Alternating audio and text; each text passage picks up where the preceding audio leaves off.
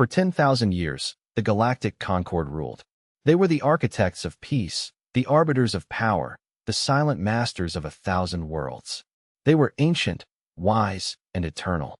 And when a young, upstart species called humanity decided to resign from their grand alliance, they laughed. But the silence that followed their departure was not the silence of a petulant child.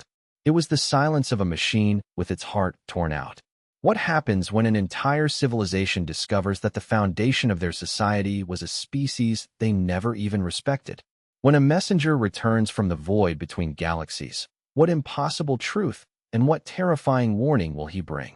And when the end comes, not as a fleet of warships, but as a whole in reality itself, who will answer the final, desperate call?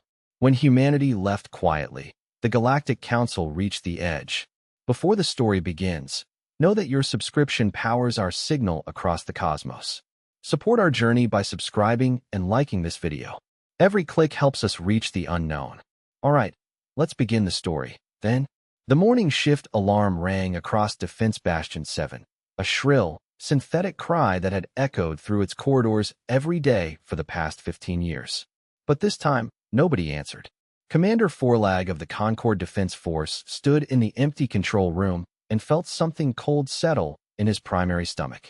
The humans were supposed to be here. They were always here. The station ran on Earth Standard Time because humans had built it. And for half a century, humans had operated it. The coffee on the console next to him was still warm.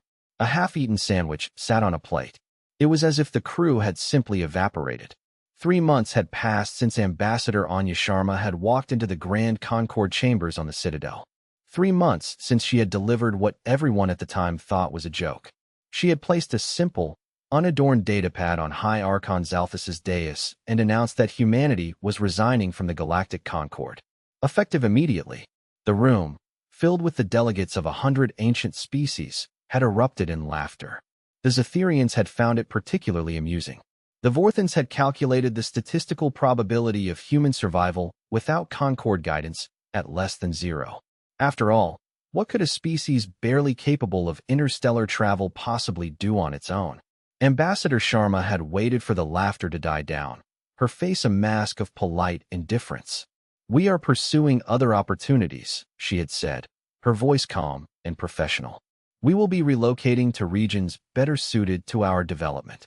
All human personnel will be withdrawn from Concord space within 90 days. We thank you for the opportunity to serve." High Archon Zalthus, whose species had ruled for millennia, had waved a dismissive, four-fingered hand. "Very well, Ambassador. Don't let the airlock hit you on your way out." More laughter had followed. The humans were useful laborers, decent enough engineers for basic tasks, but hardly essential. Let them go play in the outer rim if they wanted to. The galaxy would continue, undisturbed. Now, Commander Forlag stared at the dark, unresponsive control panels and wondered if they had all made a terrible, terrible mistake. Bastion 7 was one of 17 critical defense posts that formed a protective ring around the Concord's core worlds. For decades, these stations had been humanity's responsibility.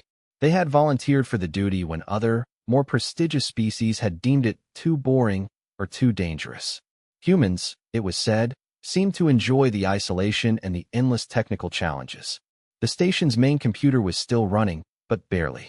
Warning lights flashed a frantic, silent rhythm across every board. Life support was functioning on emergency backup power. The defensive shields were flickering, down to 30%. Most concerning of all, the long-range sensor array had gone completely offline 2 days ago. Without those sensors, the station was blind. A sentinel with its eyes gouged out. Forlag had brought a team of Vorthan technicians with him. The Vorthans were beings of pure logic and methodical precision. If anyone could figure out how to operate these bizarre, human-built systems, it would be them. But as he watched them struggle with the interfaces, he began to understand the scope of the problem. "The control systems are illogical," reported Chief Technician Morden, his optical sensors whirring in frustration. "The humans appear to have used intuitive rather than logical design principles. Nothing follows standard galactic protocols. It's like the machine has a soul, and we don't speak its language." Forlag moved to the communications array. He had been trying to contact the other Bastion stations for hours. Bastion 3 had responded yesterday with a brief, garbled message about cascading system failures. Bastion 12 had gone completely silent 4 days ago. As for the rest, he was beginning to suspect they were all dark. The humans had left behind meticulously detailed technical manuals. But the manuals were useless. They assumed a level of background knowledge, a cultural understanding of how humans thought about engineering, that other species simply lacked. Every solution referenced 10 other systems. Every system was interconnected with 20 others. It was a vast, chaotic, beautiful web of logic, and the Vorthans could only see one strand at a time. "Sir," called one of the Vorthans from the sensor station. "I have managed to activate short-range detection, but I am finding something troubling." Forlag hurried over. The technician pointed at a display showing the local star system. 17 cargo ships were scheduled to arrive this week from the outer mining colonies. According to the station logs, only 3 have reported in. The others are simply missing. This was not good news. The mining colonies in the outer rim had been almost exclusively human operations. Humans seemed to thrive in the harsh, high-gravity, high-radiation conditions that other species found unbearable. They had volunteered to work the dangerous asteroid mines and the isolated planet crackers. "Have you tried contacting the colonies directly?" Forlag asked. "I have been attempting to do so for the past hour," replied the technician. "I am receiving no responses from any of the 17 mining facilities in this sector." A chill ran down Forlag's spine. 17 mining operations. Thousands of workers. All silent. He activated his personal communicator and tried to reach his superiors at Concord headquarters. The transmission went through, but the response was not reassuring. "Commander Forlag, this is Admiral Keithmore. We are aware of the situation. Bastions 7 through 15 are all reporting similar problems. We are also losing contact with human settlements throughout the outer rim." "Admiral, what are your orders?" Forlag asked. There was a long pause before Keithmore replied, his voice strained. "Continue your efforts to restore station operations. We are redirecting patrol ships to cover the defense grid gaps." Forlag knew that was a temporary solution at best. The Concord fleet was not designed for long-term border patrol. Their ships were built for prestige and intimidation, not the grinding, thankless work of maintaining a defensive perimeter. Within weeks, they would be stretched too thin. As if to confirm his fears, an urgent message flashed on the communications board. It was from a patrol ship, the Nexus Pride. "Defense Command, we have arrived at the coordinates of Mining Station Kepler 7. The facility appears to be completely abandoned. No life signs. All equipment has been removed. It is as if 10,000 workers simply vanished." Forlag felt the cold in his stomach spread to his chest. He thought about the empty mining stations and the dark defense posts. The humans had not fled in panic. They had planned this. They had systematically withdrawn from every position they held, taking their knowledge and their equipment with them. They had left behind only empty buildings and dying machinery. But where had they gone? And why had they been so careful to leave no trace? More importantly, what did they know that the rest of the galaxy did not? 6 months after humanity's departure, the Grand Concord Chamber on the Citadel was a scene of barely controlled chaos. Liaison Eva Rostova, the last human representative left in Concord space, sat in the small, almost forgotten human delegation booth and tried not to smile. She had volunteered for this, to stay behind and handle the transition, to watch the gears of a galactic empire grind to a halt. Around the great circular chamber, representatives from 43 different species argued with Inker. As in desperation, what had started as minor inconveniences had grown into major, civilization-threatening crises. Trade routes were collapsing. Supply chains were breaking down. Even basic communication between distant worlds was becoming unreliable. High Archon Zalthus pounded his ceremonial hammer on the podium. "Order. Order in the chamber."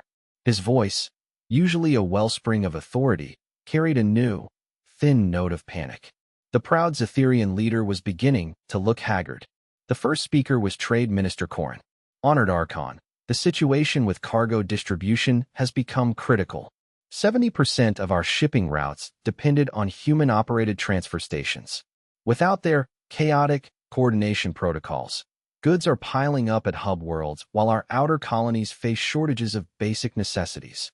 Counselor Hexer of the Vorthan Collective stood next. The logical solution is to assign Vorthan personnel to manage these centers. We can analyze the human systems and implement more efficient, logical alternatives. Eva almost laughed. She had been to those distribution centers. She knew what the Vorthans would find.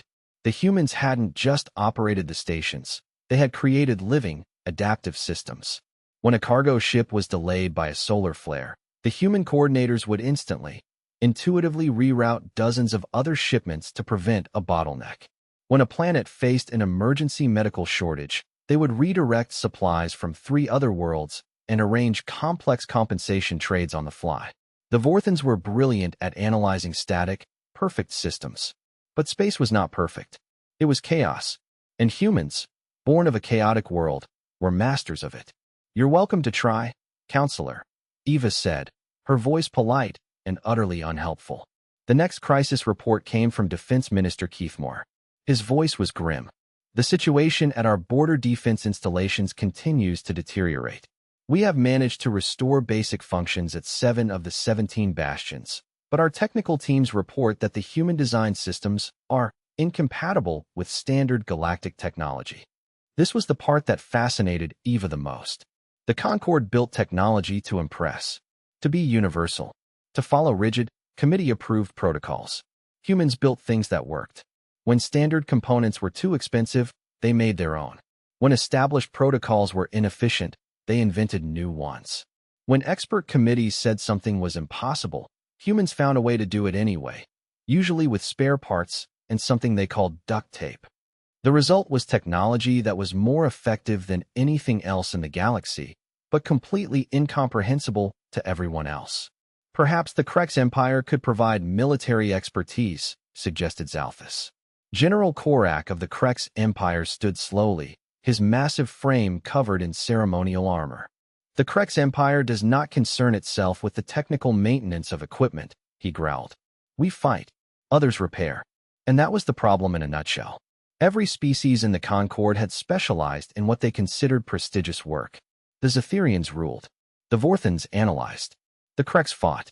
The Betazoids traded. The humans had done everything else. They had maintained the machines. They had coordinated the logistics. They had solved the endless, small, boring problems that kept civilization functioning. They had worked in the background, invisible and unappreciated, while other species took the credit. "What about asking our human representative for assistance?" suggested a timid voice. All eyes turned to Eva. She spread her hands apologetically. "I'm afraid that's not possible. The humans who designed and operated those systems took their knowledge with them. I'm a political liaison, not an engineer. I know how to file reports and schedule meetings, not how to recalibrate a bastion station's energy core." What she did not say was that she had received regular, encrypted updates from the human Exodus fleet. She knew exactly where they had gone. She knew what they were doing. And she knew that the Concorde's current crisis was a minor inconvenience compared to what humanity was discovering in the void between galaxies. "We must establish contact with the human settlements," declared Zalthus. They left in a huff. Surely they will be willing to negotiate a return once they realize Air mistake. Eva almost laughed out loud. The Concorde still believed that humans had left because they were upset. They had no idea the departure had been planned for decades. A meticulous, species-wide evacuation. A secret kept for generations. They had no concept of the vast project that humans had been preparing in the dark spaces beyond the galactic rim. "I can attempt to forward any messages you wish to send," Eva offered. "Though I should warn you, response times may be considerable." She did not mention that the last reliable estimate put the human fleet approximately 50,000 light-years beyond the edge of the galaxy and accelerating. The arguments continued. Species that had cooperated for centuries were beginning to blame each other. The careful balance of the Concorde was fracturing. Eva watched it all with a mixture of sadness and pride. Sadness that it had come to this. Pride that her species had finally decided to stop hiding their true potential behind a mask of harmless competence. 1 year had passed since humanity's departure. The Concorde was on its knees. Food shortages plagued the core worlds. Trade had collapsed. Civil unrest was spreading. That was when the ship arrived. It approached the Citadel looking wrong in ways that made the Concorde's sensors glitch and fail. It seemed to slip between dimensions, appearing solid one moment and translucent the next. Its hull reflected starlight in patterns that hurt the eyes to look at directly. It was a human ship. Captain Elias Thorne entered the Concorde chamber alone, but he moved with a confidence that no human had ever displayed here before. His eyes seemed deeper, as if they had seen distances that stretched beyond normal space. Honored members of the Galactic Concorde, Thorne began. I come with a final offer from humanity. High Archon Zalthus leaned forward, a flicker of hope in his tired eyes. Captain Thorne, we are pleased to see your people have reconsidered their hasty departure. What terms do you propose for your return? Thorne smiled, and the expression contained a universe of sadness, mixed with something that might have been pity. We are not returning, Archon, he said. We are offering you the opportunity to join us. The chamber erupted in confused murmurs. Thorne gestured, and holographic images filled the chamber. The delegates gasped. They saw structures that dwarfed solar systems, ring-shaped constructs rotating slowly in the cosmic deep. They saw ships that phased in and out of visible reality. They saw humans working alongside beings of pure, conscious energy. In the void between galaxies, Thorne explained, we discovered things that make your greatest achievements look like children's toys. We have learned to work with dark matter. We have found energy sources that make stars seem dim. We have met the Weavers. He pointed to the energy beings. They have been traveling between galaxies for eons, building structures that facilitate the evolution of consciousness. They were drawn to humanity because we possessed something most species lack: adaptability combined with imagination. The images showed human settlements that defied physics, cities that existed partially in normal space and partially in dimensions that folded reality into impossible geometries. We offer you the chance to join us, Thorne continued, but you would come as junior partners. You would need to abandon your rigid hierarchies, your fear of change, your assumptions about how the universe works. General Korak of the Krex Empire stood abruptly. The KREX Empire bows to no one. We will not become subordinates to escaped human colonists and their energy ghosts. Thorne's expression did not change, but the air in the chamber grew heavier. The Weavers are not unknown to you. We have been studying their works for decades. Some of the technology you attributed to human innovation was actually based on their designs. We've been reverse engineering their artifacts since before we met you. That statement sent shockwaves through the chamber. The humans had been secretly studying hyper-advanced alien technology for decades, all while pretending to be primitive newcomers. You have been deceiving us, Zalthus accused.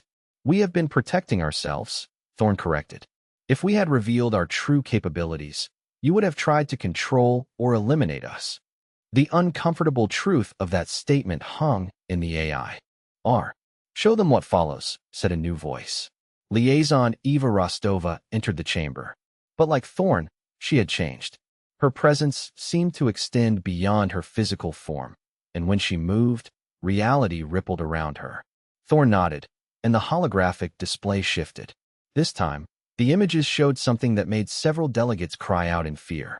Vast, geometric shapes moved through space. They were not ships.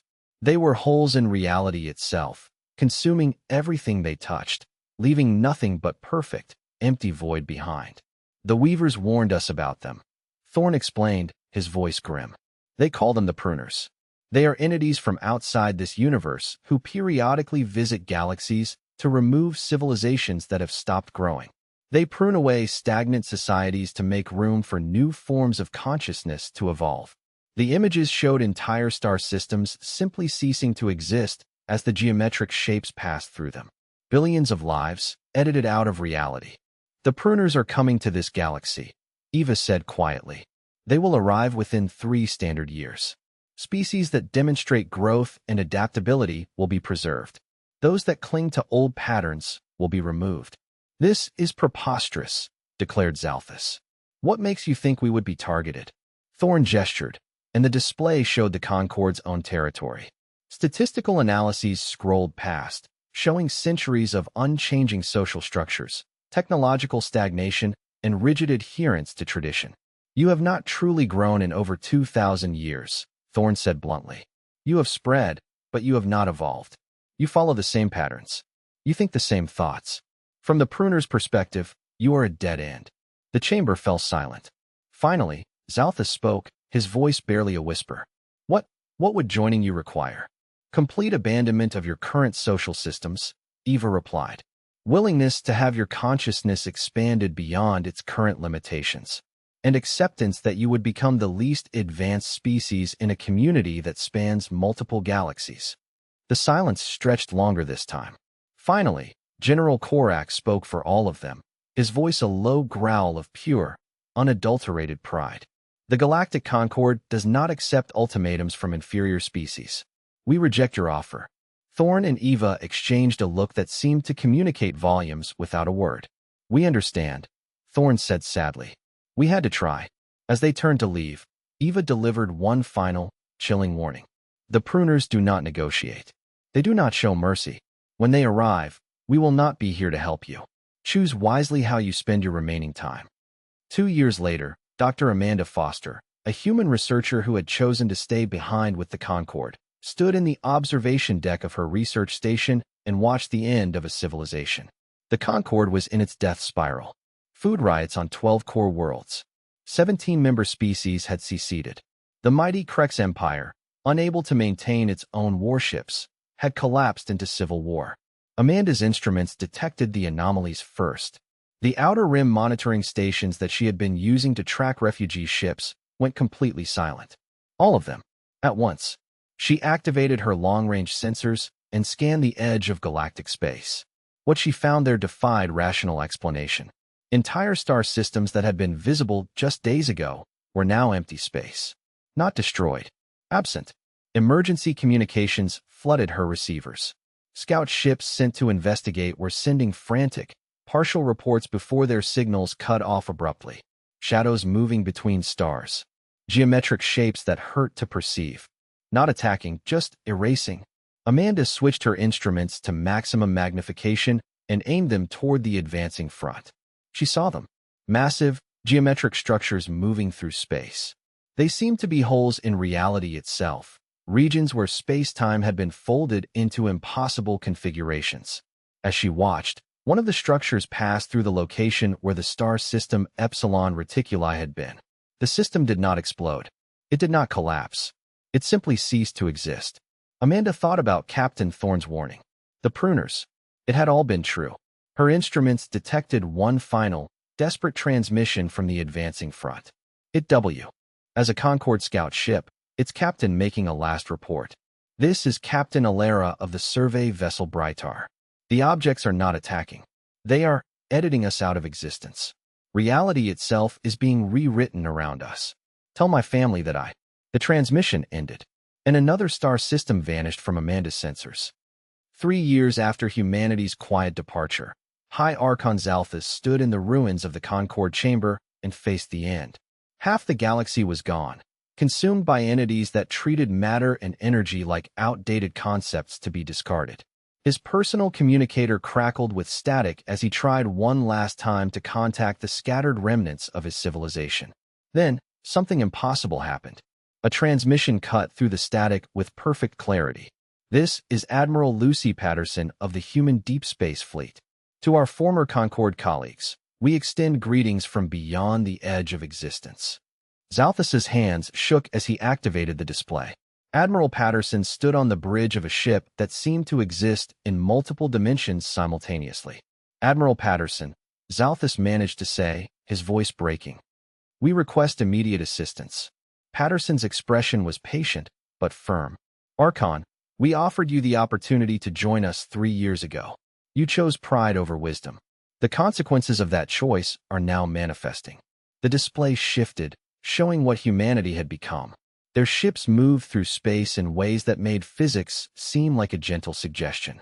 They existed partially in normal reality and partially in dimensions that folded space-time into impossible shapes.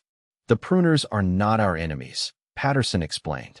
They are cosmic gardeners. Civilizations that adapt are preserved. Those that stagnate are removed. Please, Zalthus said, abandoning the dignity he had maintained for decades. Our people are dying. Entire species are being erased.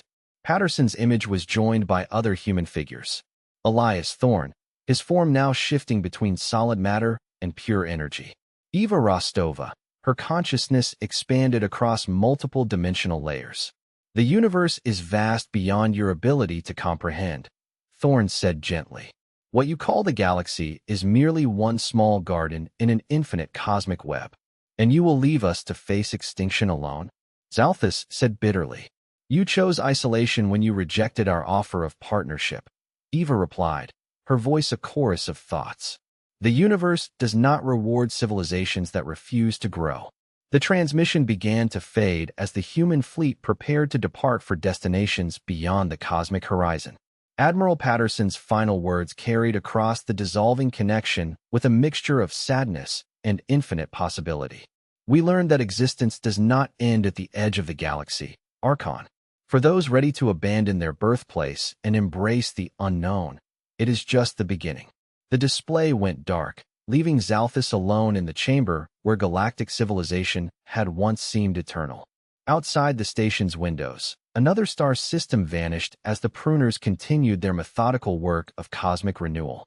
In the distance, barely visible, humanity's fleet disappeared into the spaces between galaxies, where consciousness itself was still learning what it meant to exist. They carried with them the transformed remnants of a species that had chosen evolution over comfort, growth over security, and the infinite unknown over the familiar limitations of home.